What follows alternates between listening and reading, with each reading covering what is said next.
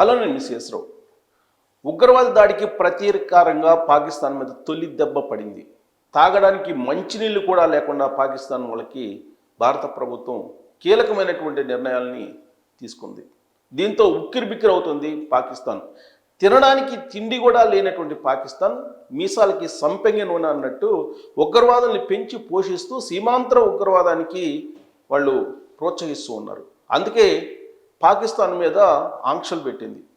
ఎప్పుడో 1960 నాటి ఆంక్షల్ని ఇప్పుడు భారత ప్రభుత్వం పెట్టడంతో పాకిస్తాన్ తాగడానికి నీళ్లు కూడా లేనటువంటి పరిస్థితికి వెళ్ళిపోయింది. అయినప్పటికీ కూడా తగ్గట్లేదు.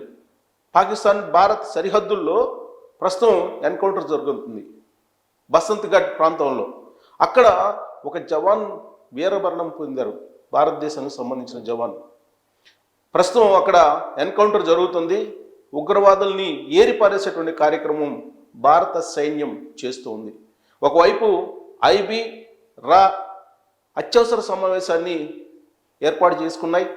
హోంశాఖ ఆధ్వర్యంలో సమావేశం జరుగుతుంది. అలాగే అఖిలపక్ష సమావేశం కూడా జరగబోతుంది. నరేంద్ర మోడీ గారు ఎమర్జెన్సీ తరహాలో ఇప్పుడు అత్యవసర సమావేశాలని ఏర్పాటు చేసుకుంటూ ఉన్నారు. బహుశా రక్షణ శాఖ మంత్రి రాజ్నాథ్ సింగ్ ఆధ్వర్యంలో అఖిలపక్ష సమావేశం జరుగుతుంది. ఆ తర్వాత కీలకమైనటువంటి నిర్ణయం తీసుకునేటువంటి అవకాశం ఉంది. ఇప్పటికే పాకిస్తాన్ మీద కీలకమైనటువంటి నిర్ణయాలు తీసుకున్నారు మంత్రులు. అలాగే ప్రధానమంత్రి నరేంద్ర మోడీ గారు అత్యవసరంగా సమావేశం అయ్యి ఎన్కౌంటర్ చేయాల్సిందే, ఉగ్రవాదుల్ని ఎక్కడ వాళ్ళని అక్కడ లేపేసేయాల్సిందే అనేటువంటి ఒక నిర్ణయం తీసుకున్నారు.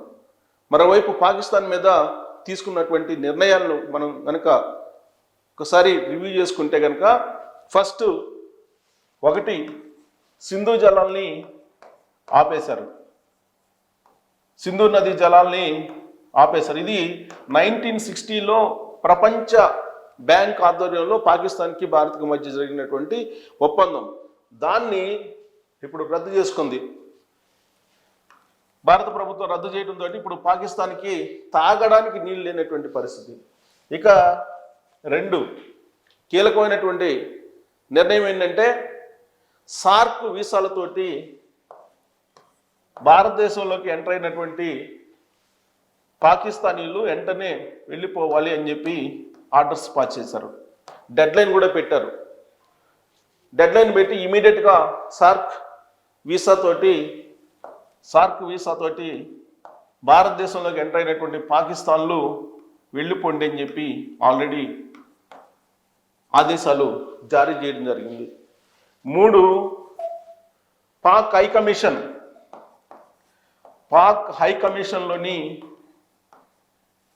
హైకమిషన్లో ఉన్నటువంటి ఆర్మీ,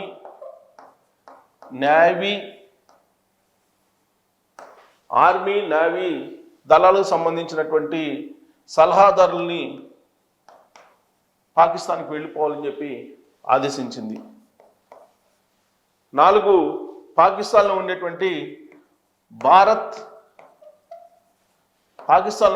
భారత్ హైకమిషన్ అధికారులని తిరిగి భారతదేశానికి రావాలి అని చెప్పేసి ఆదేశించారు.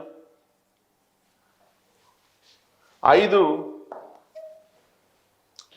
ఎవరైనా సరే ఈ నెలాఖరు కల్లా మొత్తం భారతదేశాన్ని విడిచి వెళ్ళిపోవాలి. పాకిస్తాన్కి సంబంధించినటువంటి మూలాలు ఉన్నటువంటి వారు, పాకిస్తాన్కి సంబంధించినటువంటి వాళ్ళు, లేదంటే ఏరి పారేస్తామని చెప్పి భారత ప్రభుత్వం హెచ్చరికలు జారీ చేసింది. భారత హైకమిషన్ని పంపించేస్తుంది, వెళ్ళిపోమని చెప్పి వాళ్ళకి ఆల్రెడీ నోటీసులు కూడా జారీ చేశారు, సమన్లు కూడా జారీ చేశారు. ఇక దౌత్యపరమైనటువంటి కార్యాలయాల్లో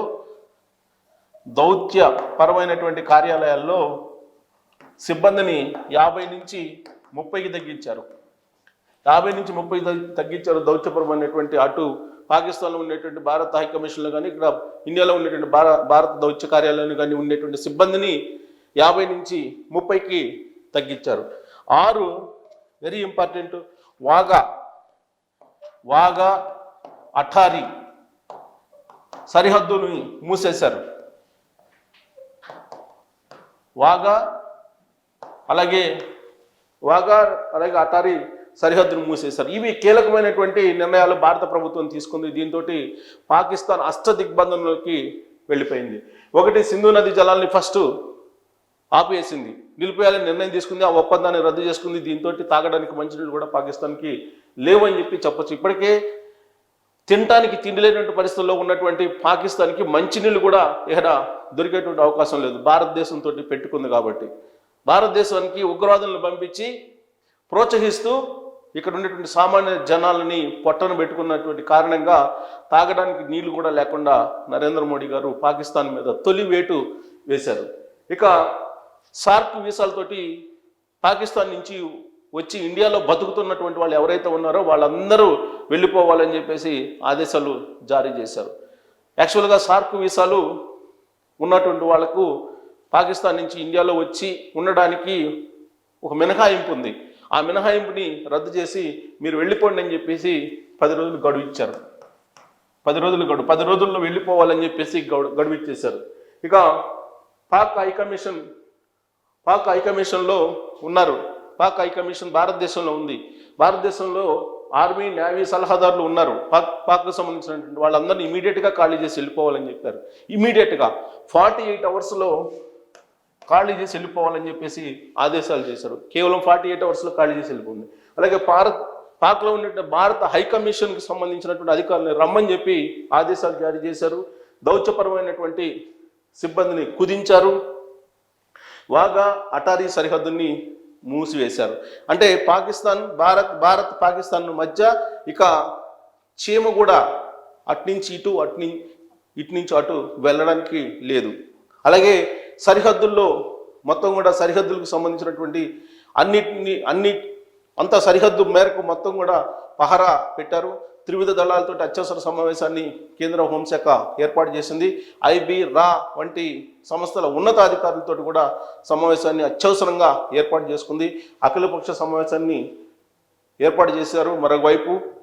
అలాగే ఎన్డీఏ భాగస్వామ్య పక్షాలుగా ఉన్నటువంటి ప్రధానంగా తెలుగుదేశం పార్టీ, అలాగే జేడీయూ వీళ్లతోటి కూడా సంప్రదింపులు జరుపుతున్నారు.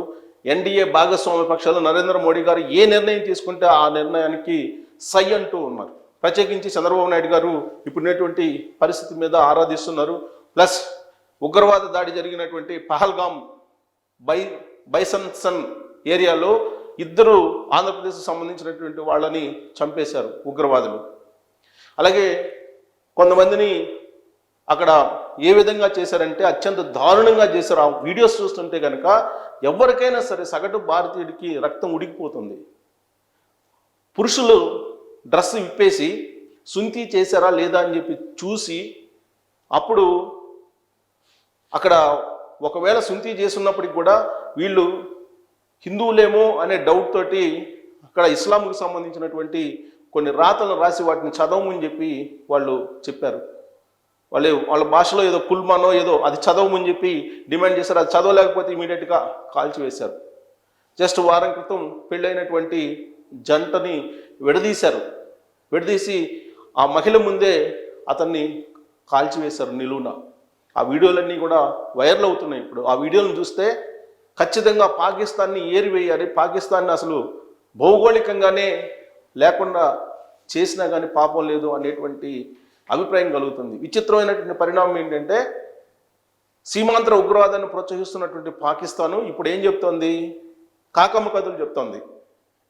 ఈ దాడితోటి పాకిస్తాన్కి ఏం సంబంధం లేదని చెప్పి పాకిస్తాన్ ప్రధానమంత్రి షరీఫ్ చెప్తూ ఉన్నారు. ఈయన షరీఫ్ అత్యవసర సమావేశాన్ని ఏర్పాటు చేసుకున్నారు. ఆయన కూడా ఏర్పాటు చేసుకొని పాకిస్తాన్ ఏదో వాళ్ళు కార్నర్ చేస్తూ ఉన్నారు, అసలు ఇండియాలో జరిగినటువంటి ఉగ్రవాద దాడికి పాకిస్తాన్కి సంబంధం లేదు అని చెప్పి సన్నాయి నొక్కులు నొక్కుతున్నారు. ఇప్పుడు అత్యవసర సమావేశాన్ని ఏర్పాటు చేసుకొని మరోవైపు ఏమో సరిహద్దుల్లో వైమానిక దళాన్ని మోహరించారు, ఇంకొక వైపు ఏమో ఉగ్రవాద దాడికి మాకు సంబంధం లేదని చెప్పి చెప్తూ ఉన్నారు.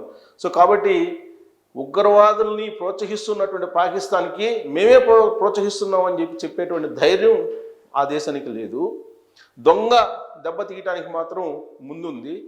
ఉగ్రవాదుల్ని ప్రోత్సహిస్తూ పాకిస్తాన్ ఉంది అనేది ప్రపంచం మొత్తం తెలుసు. అందుకే ప్రపంచ దేశాలన్నీ కూడా భారత్కి మద్దతు పలుకుతున్నాయి. పాకిస్తాన్ మీద ఏ చర్యనా తీసుకోవాలి, సీమాంతర ఉగ్రవాదాన్ని ఆపేయాలని చెప్పి ప్రపంచ దేశాలన్నీ కూడా చెప్తూ ఉన్నాయి. మరి పాకిస్తాన్ ప్రధానమంత్రి ఏమో ఆ దాడితోటి సంబంధం లేదన్నట్టుగా ఆయన మాట్లాడుతున్నారు. మరి లష్కరే తోయిబా ఉగ్రవాద సంస్థ ఎవరిది? దాన్ని నడుపుతున్నటువంటి సైఫుల్లా ఎవరు? సైఫుల్లా తోటి అక్కడ పాకిస్తాన్లో ఉండేటువంటి ఉన్నతాధికారుల సంబంధం ఉందా లేదా? ఇవన్నీ కూడా తెలుసు. మరి లష్కరే తోయిబా అనుబంధ సంస్థగా ఉన్నటువంటి టీఆర్ఎఫ్ సంబంధించినటువంటి వాళ్ళే కదా చంపింది. ఆల్రెడీ టీఆర్ఎఫ్ అనౌన్స్ చేసింది కదా. మరి టీఆర్ఎఫ్ ఎవరిది? లష్కరే తోయిబాది కదా. లష్కరే తోయిబా ఎవరి ప్రోత్సాహంతో రన్ అవుతుంది? నిషేధిత సంస్థ, పాకిస్తాన్ ప్రోత్సాహంతో అని చెప్పి ప్రపంచ దేశాలన్నీ గుర్తించి నిషేధించాయి కదా. మరి ఎలా ఉంటుంది పాకిస్తాన్ ఈ ఉగ్రవాద దాడితో దేశానికి సంబంధం లేదని? అందుకే పాకిస్తాన్ని అష్టదిగ్బంధనం చేసి ఉక్కిరి బిక్కిరి ఆడకుండా తొలి వేటు వేశారు నరేంద్ర మోడీ గారు. సమావేశాన్ని ఏర్పాటు చేసి అత్యవసర సమావేశాన్ని, దాంట్లో భాగస్వామ్య పక్షాలతో కూడా ఫోన్లో మాట్లాడినట్టు తెలుస్తోంది. అటు నితీష్ కుమార్, ఇటు చంద్రబాబు నాయుడు గారు వీళ్ళందరితో కూడా భాగస్వామ్య పక్షాలతో ఎన్డీఏ భాగస్వామ్య పక్షాల్లో సంబంధించి క్యాబినెట్ కూడా ఉంది. సో క్యాబినెట్ సమావేశంలో కూడా కీలకమైన నిర్ణయాలు, భద్రతా క్యాబినెట్ కమిటీ సమావేశం జరిగింది. ఆ కమిటీలో ఎన్డీఏ పక్షాలు కూడా ఉన్నాయి. సో చంద్రబాబు నాయుడు గారికి నరేంద్ర మోడీ గారు ఈ పరిస్థితిని మొత్తాన్ని కూడా వివరించినట్టు తెలుస్తుంది పిఎంఓ ఆఫీస్ నుంచి. సో చంద్రబాబు నాయుడు గారు కూడా ఉగ్రవాదులకి బుద్ధి చెప్పేలా కీలకమైన నిర్ణయం తీసుకోవాలని చెప్పి ఆయన సలహా ఇచ్చినట్టు కూడా తెలుస్తుంది. సో నరేంద్ర మోడీ గారు ఇప్పుడు ఏం చేయబోతారు? అత్యవసరంగా ఐబీ రాతోటి కూడా సమావేశాన్ని ఏర్పాటు చేశారు కాబట్టి ప్రస్తుతం ఏం చేయబోతారు? 100 ఏళ్లకు సరిపడా భయం ఉండేలా పాకిస్తాన్కి ఈసారి దెబ్బ కొట్టేటువంటి పరిస్థితి కనిపిస్తుంది. ఊహించినటువంటి విధంగా పాకిస్తాన్ మళ్ళీ లేవకుండా కొట్టేలాగా వ్యూహరచన చేస్తూ ఉంది భారత ప్రభుత్వం అని చెప్పి తెలుస్తుంది. దాన్ని అంచనా వేయటం కూడా మనకి అంత లేదు, అంచనా వేసేంత కూడా లేదు. అంచనా వేయని విధంగా, ఎవరు ఊహించని విధంగా చావు దెబ్బ కొట్టడానికి పాకిస్తాన్ని భారత ప్రభుత్వం సిద్ధమవుతున్నట్టు కూడా తెలుస్తుంది. మరి ఈసారి ఏ రేంజ్లో ఉంటుంది పాకిస్తాన్ మీద దెబ్బ? తొలి వేటు అయితే పడింది, మళ్ళీ వేటు ఏ విధంగా ఉండబోతుంది అనేది మనందరం వెయిట్ చేద్దాం. Thank you.